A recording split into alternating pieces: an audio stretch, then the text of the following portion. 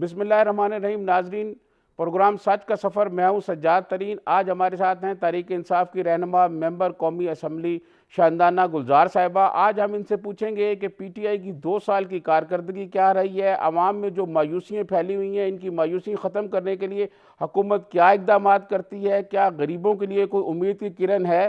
یہ ناظرین ہم ان سے بات کریں گے. بہت شکریہ میڈم، آپ نے ٹائم نکالا.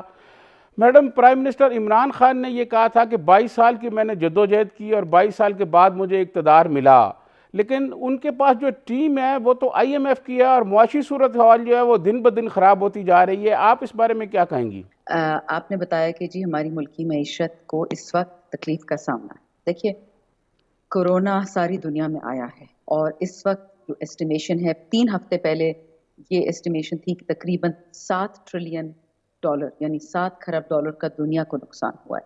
اب وہ بات $9 کھرب پہ پہنچ گئی. کامرس منسٹری نے ہمیں بتایا کہ تقریباً $4 ارب کے ہمارے آرڈرز کینسل ہو چکے ہیں ایکسپورٹ کے. اسی طرح آپ کو یہ پتا ہے کہ پاکستان کی معیشت کی ریڑھ کی ہڈی سروسز سیکٹر ہے، یعنی اسکول، ہسپتال، شادی ہال، یہ ساری چیزیں، بینک. تو سوائے ہسپتالوں کے اور سوائے تھانوں کے آپ کو پتا ہے آپ کی تمام معیشت پہ تالا لگ گیا تھا لاک ڈاؤن کے بعد. اس کا یہ کمیولیٹیو رزلٹ ہوا کہ آپ کے ایف بی آر کی ریونیو تقریباً $900 ارب گر گئے. یہ ضروری اماؤنٹ ہے کہ اس میں بعد میں مزید بات ہونی ہے. یہ بات یاد رکھیے گا کہ جس دن مارچ 2020 کو جس دن لاک ڈاؤن ہو رہا تھا اس سے کچھ دن پہلے، اگر آپ مجھے اجازت دیں گے میں آپ کو تھوڑی سی فیکٹس اینڈ فگرز دے دوں کہ آپ کی معیشت کہاں تھی اور وہ کہاں پہنچ گئی. اور یہ ضروری ہے آپ کی عوام کے لیے بھی جاننا، سادہ فہم زبان میں پڑھ کے سناؤں گی کیونکہ غلط نہ ہو جاؤ. یہ دیکھیں جی موڈیز نے بتایا، یہ میں آپ کو موٹے موٹے بتا رہی ہوں، جو انٹرنیشنل جی آرگنائزیشنز جی ہوگی، ورلڈ بینک ہو گیا، آئی ایم ایف ہو گیا، جی موڈیز ہو گیا، انہوں نے کہا کہ آپ کی گروتھ، آپ کی جو اکنامک پروفائل ہے وہ نیگیٹو سے اسٹیبل پہ چلی گئی. آپ کی امپورٹ 16% نیچے چلی گئی جس سے آگ لگ ہوئی تھی پاکستان کی معیشت کو. آپ کا فورن ڈائریکٹ انویسٹمنٹ تقریباً 20 سال سے 0.7% پہ تھا، اس سال 137% اس میں انکریز آیا. اچھا، ایف بی آر کا ٹیکس 17% بڑھا، جو ریونیو سے ہم کرتے ہیں، جو ایف بی آر کا ٹیکسیشن ہوتا ہے. جو ہم نے نان ٹیکس ریونیو بڑھایا وہ 134% قیمت میں، نان ٹیکس ریونیو. یہ پہلی دفعہ ہے پچھلے 10 سال. آپ کا پرائمری سرپلس تھا 194 بلین، بجٹ ڈیفیسٹ ہم نے گھٹایا 3.8% جی ڈی پی پہ لے آئے، اور کرنٹ اکاؤنٹ ڈیفیسٹ ہم نے 73% کم کیا. اس کا مطلب کیا ہے کہ جو پاکستان 18 اگست 2018 کو دیوالیہ ہونے والا تھا، یہ بلومبرگ کہہ رہا تھا، یہ آئی ایم ایف کہہ رہا تھا، یہ ورلڈ بینک کہہ رہا تھا، وہ پاکستان اب اس حالت پہ آ گیا تھا مارچ 2020 میں. فاسٹ فارورڈ کرے کچھ دن لاک ڈاؤن ہوتا ہے دنیا میں بھی اور پاکستان میں، اور اس کے نتائج کیا تھے؟ معیشت کو تو تباہ ہونا ہی تھا. اگر آپ 100 سال پہلے نظر ڈالیں، جو آخری وبا آئی تھی اس میں دنیا کی اکانومی 15% شرنک کی تھی. ماہرین اب کہتے ہیں کہ اب دنیا کی اکانومی 3% شرنک کرے گی تو یہ نتیجہ ہے. آپ خدا نہ خاصا سوچے اگر 15% شرنک ہوتی تو پاکستان کا کیا حال ہوتا. تو اللہ کا شکر ہے کہ ہم نے شروع میں ہی اسٹیبلائزنگ میجر لے لیے، احساس پروگرام سٹارٹ کیا، لوگوں کو ان کے گھر میں رزق پہنچایا، ورنہ اس سے برے حالات ہو جانے. نہیں، لیکن پرائم منسٹر عمران خان کے پاس اپنی تو کوئی ٹیم نہیں ہے نا. یہ ساری ٹیم تو آئی ایم ایف کی رکھی ہوئی ہے، چاہے وہ باقر رضا ہوں، چاہے وہ حفیظ شیخ ہوں. یہ تو وہ لوگ ہیں جو آئی ایم ایف کو سرو کر کے آتے رہے ہیں یہاں. دیکھیں، جس آئی ایم ایف کی آپ بات کرتے ہیں نا، اس کو سسٹم کو ہوتے بریٹن ووڈ سسٹم. کب کا بنا ہوا تھا؟ World Bank, I M F اور ورلڈ ٹریڈ آرگنائزیشن. میں خود 2013 کے اخیر میں پاکستان واپس آئی تھی، ڈبلیو ٹی او کو چھوڑ کے، سوئٹزرلینڈ کو چھوڑ کے، کیونکہ مجھے یہ لگا خان صاحب میرے صوبے میں ان کی حکومت آ چکی تھی. ہمیں لگا کہ شاید جو ہم سب بچپن سے خواب دیکھ رہے ہیں، ہم نے پہلی دفعہ میں نے زندگی میں 2013 میں ووٹ دیا تھا پی ٹی آئی کو. سیاست میں نہیں تھی لیکن میرے والد صاحب ان میں تھے، میرے سیاسی ورکر کی حیثیت سے مجھے یہ لگا کہ یہ انشاءاللہ تبدیلی لائیں گے. تو اگر میں اپنی اچھی نوکری چھوڑ کے آ سکتی ہوں، تعلیم چھوڑ کے آ سکتی ہوں، اپنی تنخواہ چھوڑ کے آ سکتی ہوں، تو اس کا یہ مطلب ہوا کہ میں بھی آئی ایم ایف کی غلام ہوں. دیکھیں، آئی ایم ایف میں، ورلڈ بینک میں، ڈبلیو ٹی او میں ہر آدمی نہیں جا سکتا. وہاں پہ ٹاپ اور ڈام ہمارے کو وہاں رشتے دار بیٹھے ہوئے ہیں. آئی ایم ایف میں اگر آپ کو نوکری ملتی ہے، ورلڈ بینک میں ملتی ہے یا ڈبلیو ٹی او میں، آپ کو صرف آپ کی محنت پہ یا قابلیت پہ ملتی ہے. تو اگر پاکستانی ایکسپرٹس واپس آتے ہیں باہر ممالک سے تو اس میں تو پاکستان کی بہتری، ہمارا کوئی نقصان تو نہیں ہے اس میں. میڈم، یہ حفیظ شیخ صاحب تو پیپلز پارٹی کے ساتھ بھی سرو کرتے رہے ہیں، اور جیسے ہی پیپلز پارٹی کی حکومت ختم ہوئی انہوں نے ساری ذمہ داری پیپلز پارٹی پہ ڈالی اور بریف کیس اٹھایا اور واپس چلے گئے. جی دیکھیں، ڈاکٹر ثانیہ نشتر اگر آپ کو یاد ہے 2008 سے لے کے 13 تک تو پیپلز پارٹی کی حکومت تھی نا، تو یہ انہوں نے ہیلتھ سروسز پاکستان میں فراہم کی حکومت پاکستان کو. 2013 سے 18 جب نون کی حکومت تھی تو یہ ہماری WHO ورلڈ ہیلتھ آرگنائزیشن میں کینڈیڈیٹ تھی، یہ ہیڈ ہو WHO کی، تب نون کی تھی. اب وہ ہمارے ساتھ احساس پہ کام کر رہی ہیں، تو اس کا یہ مطلب تو نہیں ہوا نا کہ پیپل پارٹی کی ہیں. یہ لوگ اکنامک یا ہیلتھ کنسلٹنٹس ہیں اور یہ ہر پاکستانی حکومت کے ساتھ خدمت کرنے کو تیار ہوتے ہیں جب ان سے ان کی خدمت مانگی جاتی ہے، کیونکہ ان کا پاکستانی پاسپورٹ ہوتا ہے، پاکستانی آئیڈینٹی ہوتی ہے. لیکن میڈم اس وقت آپ کے پاس جو زیادہ تر لوگ ہیں وہ تو پیپلز پارٹی کے لوگ ہیں، جو پیپلز پارٹی کی اہم پوسٹوں پہ لوگ بیٹھے ہوئے تھے وہی آپ کے ساتھ ہیں. کتنے ہوں گے بتائیے نا، کتنے ہوں گے؟ ہمارے بھی تو گئے نا، ناز بلوچ صاحبہ گئی ہیں، آغا رفیع اللہ گئے ہیں، اویس غنی صاحب ہم سے گئے ہیں. میں آپ کو 10 اور نام سنا سکتی ہوں کہ جب 1997 میں پرائم منسٹر کا جو جنرل الیکشن ہوا تھا، جب عمران خان صاحب کو ایک سیٹ ملی تھی، ہمیں بہت سارے لوگ چھوڑ کے چلے گئے تھے. میں آپ کو کس کس کے نام دوں؟ نہیں، لیکن یہ جو لوگ ہیں یہ کل آصف علی زرداری صاحب کے ساتھ تھے، آج آپ کے ساتھ ہیں، کل کوئی اور آئے گا ان کے ساتھ ہوں گے. تو یہ جو سیاست میں یہ والا رجحان ہے اس کے بارے میں آپ کیا کہتی ہیں؟ دیکھیں، کچھ لوگ ہوتے ہیں جو نظریاتی ہوتے ہیں، ٹھیک ہے. اگر ایک بندے کو لگتا ہے کہ پیپلز پارٹی کا نظریہ بدل گیا ہے محترمہ کی شہادت کے بعد، اور وہ اگر پارٹی بدلنا چاہے تو ان کو یہ حق نہیں ہے کہ وہ آ جائیں اس پارٹی میں. یا فرض کرے ہماری پارٹی سے کوئی ناراض ہو کے چلا جاتا ہے پیپلز پارٹی، تو اب ان کو بیڑیاں باندھ دیں. دیکھیں، یہ چیزیں ہوتی رہتی ہیں سیاست میں. پاکستان میں ہے ہی 3 بڑی پارٹیاں. ہاں، اگر کل کو چوتھی 5ویں پارٹی آ جاتی ہے، پلس آپ کی میچور ڈیموکریسی نہیں، آپ کی ڈیموکریسی کو 4 دفعہ دھکا لگا اور بہت زور کا لگا جمہوریت کو. جب آپ کو لگے کہ ہاں، کچھ لوگ ہوتے ہیں جو ہم کہتے ہیں نا سیاسی فیلڈرز ہوتے ہیں، جیڑا جیتا وہ دنال وہ چلے گئے، وہ الگ بات ہوتی ہے. لیکن کچھ لوگ واقعی نظریاتی ہوتے ہیں، اور جب ان کو میں آپ کو نام لے کے بتا سکتی ہوں، لیکن بہتر ہے کہ نہ کہوں، جو لوگ پیپلز پارٹی سے علیحدگی اختیار کر چکے ہیں کیونکہ ان کی قیادت نہیں پسند. وہ سمجھتے ہیں کہ یہ بھٹو صاحب کی پارٹی تھی، محترمہ کی پارٹی تھی، اور وہ نظریہ بھی نہیں رہا، تو بہت لوگ ان سے چلے گئے. انہوں نے نہیں، اناؤنسمنٹ نہیں کی، نہ وہ ہماری پارٹی میں آئے، بٹ چلے گئے ہیں وہ. اسی طرح نون کا دیکھ لیں. دیکھیں، ایک بات یاد رکھیے گا ترین صاحب، اور یہ پاکستان کی سخت بدقسمتی ہے، یہ ہندوستان میں بھی ہے، بنگلہ دیش میں بھی ہے، جنوبی ایشیا میں بہت زیادہ ہے، کہ ہماری سیاسی پارٹیاں نہیں ہیں اصولی، ہماری خاندانی پارٹیاں ہیں. تو فرسٹ رو سیکنڈ رو جو بیٹھتی نا اسمبلیوں میں، چاہے صوبے میں ہو چاہے سینٹر میں، وہ پورے خاندانوں کی ہوتی ہے. کون بندہ چاہے گا کہ ایسی پارٹی میں رہیں جہاں پہ آپ کو کوئی ہوپ نہیں ہے کہ آپ کبھی بھی، کیونکہ آپ کے نام کے پیچھے اس پارٹی کا خاندان کا نام نہیں ہے، آپ کچھ نہیں بن سکتے ہیں. کون بندہ رہے گا خود جو اپنی عزت کرتا ہے اس پارٹی میں؟ کیوں رہے گا؟ یہ آپ مجھے بتائیں کہ پاکستان میں جو الیکشن کا عمل ہے وہ تو اتنا مہنگا ہو چکا ہے کہ اب غریب آدمی تو یہ سوچ ہی نہیں سکتا کہ وہ الیکشن میں آئے. بالکل. یہ الیکشن کے عمل کو سستا کرنے کے لیے پی ٹی آئی کے پاس کوئی پروگرام ہے کہ عام غریب آدمی بھی کوئی پارلیمان میں آ سکے؟ دیکھیں، آپ ابھی بھی ہمارے ایم این ایز دیکھ لیں. آپ کو بلکہ ہمارا تو مذاق اڑایا جاتا ہے، کہتے ہیں ہم تو خاندانی لوگ، ہمیں بہت سارے اپوزیشن کے ایم این ایز کہتے ہیں کہ ہم تو خاندانی لوگ لے کے آتے، آپ نامعلوم افراد کو لے کے آئے. جی، ہم نامعلوم افراد کو نہیں لے کے آئے، ہم پی ٹی آئی کے گراس روٹس ورکرز کو لے کے آئے ہیں. آپ یہ دیکھ لیں، مراد سعید، فاروق حبیب، شاہد خٹک اور صداقت لباسی، یہ سارے انصافیئنز ہیں جو ایج 10 11 12 15 20 سے شوکت خانم کے ایک کریز میں اس میں آگے پی ٹی آئی میں ورکرز رہ چکے ہیں. اسی طرح ہماری جو خواتین اگر دیکھ لیں وہ ساری ٹیکنوکریٹس ہیں، اتنی ساری ٹیکنوکریٹس ہیں، کوئی ایجوکیشن سے، کوئی ہیلتھ سے، کوئی کہاں سے ہے. خان صاحب کی کوشش یہ رہی ہے ہمیشہ کہ نیو بلڈ لے کے آئیں اس پارٹی میں. اب اگر آپ دیکھیں اگلے الیکشن کے لیے بھی یہی ہم کریں گے. جو مجھے اتنا پتا چلا ہے کہ پرائم منسٹر کوشش کریں کہ ایک مینٹورشپ پروگرام ہو، ایک لیڈرشپ پروگرام ہو کہ نیکسٹ جنریشن آف لیڈرز کو نرچر کیا جائے. سوائے ایک خاندان یا 2 کے آپ دیکھ لیں گے کہ ہماری پارٹی میں کہیں آپ نہیں دیکھیں گے کہ تایا، چاچا، ماما، پھوپھی کے لوگ ہوں، سوائے 1 2 خاندانوں کے. اگر آپ باقی اپوزیشن کو دیکھیں، ان کی خاص کر جو ریزرو ایم این ایز آتی ہیں یا ان کی جو الیکٹڈ بھی آتی ہیں، سوائے خاندان کے کوئی نہیں آ سکتا. کسی کوئی نہ کوئی لنک ہوگا کسی فیملی سے. تو پی ٹی آئی ایک ریولوشن لے کے آ رہی ہے. ٹھیک ہے، 1 سال میں ریولوشن نہیں آتا، 2 میں نہیں آتا. میں نے کل ٹی وی پہ بات کی تھی کہ مارٹن لوتھر کنگ، جنہوں نے امریکہ میں black rights, black lives matter, black equality, یعنی جو افریقی امریکن اوریجن کے لوگ ہیں ان کے لیے کوشش سٹارٹ کی تھی، وہ آج تک نہیں ختم. اس کو 50 سال ہو گئے، ابھی بھی امریکہ میں آگ لگی ہوئی ہے ریس ریلیشنز پہ.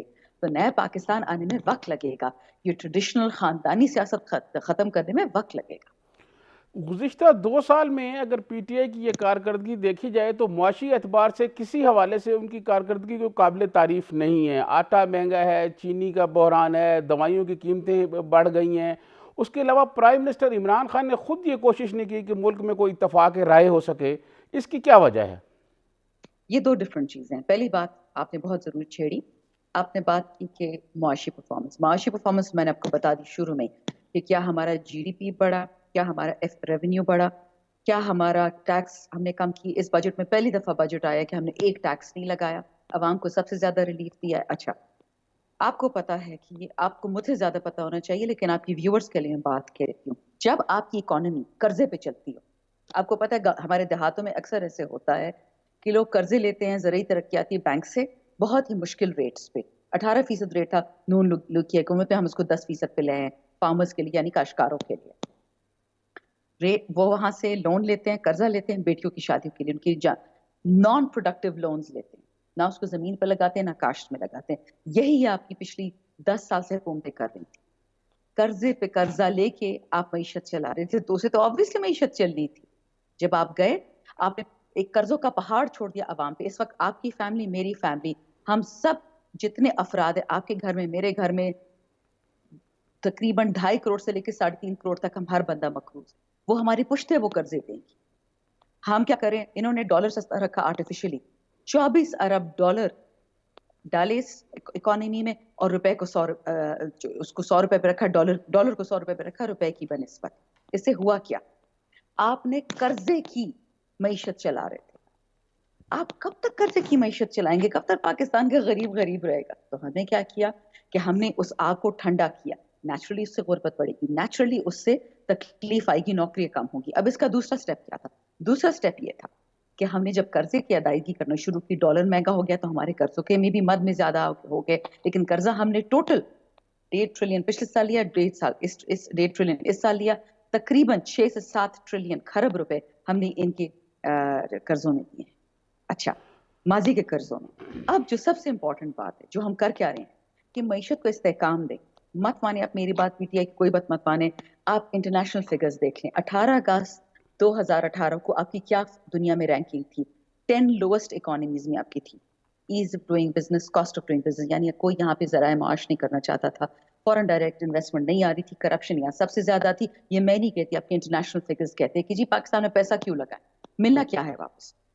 آپ ایک گھر بنانے کی کوشش کریں پاکستان میں یا بزنس کھڑا کرنے کی کوشش کریں، آپ کو کتنے حکومت کے اداروں کو پیسے دینے پڑتے ہیں؟ مجھ سے پوچھ لیں، مجھے نہیں آپ سے زیادہ پتا ہو کہ ہر بندے کے ہاتھ میں پیسے رکھو گے تو بزنس کھلے گا. سیمنز یہاں سے بھاگ گیا، بڑے بڑے بزنسز، جے سی پینی یہاں سے بھاگ گیا. ٹارگٹ امریکہ، والمارٹ امریکہ کی بڑی بڑی دکانیں یہاں بند ہو گئی کیونکہ یہاں خان پہ وہ صاحب نے بزنس کوئی کر. جی میڈم خان صاحب نے جو کنٹینر پہ کھڑے ہو کے عوام کو خواب بیچے کہ 1 کروڑ نوکریاں ہوں گی، گھر ہوں گے لاکھوں کی تعداد میں، اور جب خان صاحب اقتدار میں، اور پھر خان صاحب نے کنٹینر پہ یہ بھی کہا کہ آئی ایم ایف کے پاس نہیں جاؤں گا، خودکشی کر لوں گا. خان صاحب کو اس وقت ملک کی معاشی حالت کا نہیں پتا تھا یا عوام سے اس وقت جھوٹ بول رہے تھے؟ میں آپ کو بتاتی ہوں. اسٹیٹ بینک کی فگرز ہیں، میری نہیں ہیں، آپ پلیز دیکھ لیں، اسٹیٹ بینک کی ویب سائٹ پہ ہیں کہ پاکستان کو ہر سال 7 لاکھ گھر بنانے ہیں، 7 لاکھ منیمم.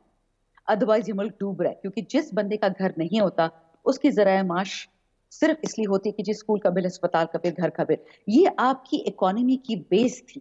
میں آپ کو یہ سمجھانے کی کوشش کر رہی ہوں. آپ کھوکھلے تھے. آپ کا ملک انگریزی میں کہتے ہیں ہاؤس آف کارڈز، تاش کے پتوں کا آپ کا گھر بنا ہوا تھا. اور جب آپ جوا کھیلتے ہیں نا ملک اور قوم کی قسمت کے ساتھ، یہ پھر ہوتا ہے اس ملک کے ساتھ. نیا پاکستان بھی بنے گا، نوکریاں بھی، گھر بھی بنیں گے. لیکن کیونکہ اب پینڈیمک آ گیا ہے، ہم نے پہلے کینسر کے مریض کو نکالنا تھا آئی سی یو سے. جب آئی سی یو سے نکل آئے یعنی سخت فیصلے کرنے تھے، کنسٹرکشن کرنی تھی، ہم نے انٹرسٹ بڑھایا کیونکہ جب ملک میں انٹرسٹ زیادہ ہوتا ہے مہنگائی ہوتی ہے، انفلیشن ہوتی ہے. ہم نے اس کو کنٹرول کرنے کی کوشش کی. اور جو دوسرا آپ نے سب سے امپورٹنٹ سوال پوچھا، آٹا، چینی، بجلی اور تیل کی بحران کی، یاد رکھیں ہماری ایک کنٹرولڈ اکانومی نہیں ہے. ہم پرائیویٹ سیکٹر کو نہیں روکتے تھے، لیکن یہ جو کارٹیلز، یہ جو مافیاز بنے ہیں، یہ ہم نے بنائے.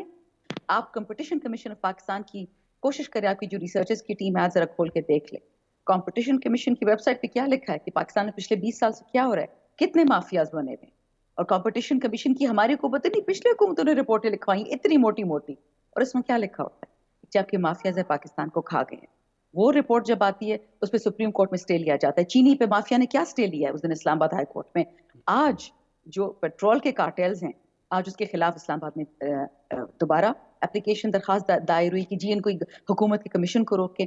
ہماری واحد حکومت ہے جو پرائیویٹ سیکٹر اور مافیاز کے خلاف, جس میں سیاستدان بھی بیٹھے ہوئے ہیں, ہر کوئی بیٹھا ہوا ہے, ان کے خلاف, اپنے ہی خلاف ہم نے رپورٹیں شروع کی, اپنے لوگوں خلاف, اپنے منسٹرز کے خلاف, کیونکہ سوائے اللہ کے وزیر اعظم کو کسی کا ڈر نہیں. ان کا نہ بیٹوں کو کچھ کھلانا ہے, نہ بھائیوں کو, نہ بہنوں کو. انہوں نے صرف اس پاکستانی عوام کے لیے کام کرے. لیکن یہ یاد رکھیے, وزیر اعظم نے شروع سے کہا تھا کہ جب آپ ایک خواب دیکھتے ہیں, ایک ملک ٹھیک کرتے ہیں, اس میں وقت لگتا ہے, اس میں تکلیف ہوتی ہے, وہ تکلیف عوام کو بھی ہوگی, ہمیں بھی ہو رہی. شوگر مافیا کے جو بہت بڑے سرخیل تھے جہانگیر ترین, وہ تو اپنے بیٹے کے ساتھ جہاز میں بیٹھے اور فیملی کو لے کے لندن چلے گئے. اگر کوئی اپوزیشن کا آدمی ہوتا تو اس کے گھر تو اس وقت نیب جو ہے ان کے بچوں کو بھی پکڑ رہی ہوتی اور اس کے پورے خاندان کو انہوں نے اندر کیا ہوتا. لیکن جہانگیر ترین صاحب کو تو پروٹوکول کے ساتھ جانے دیا گیا. جی اپوزیشن والے تو اس سے پہلے لندن پہنچ گئے تھے, شوگر والے.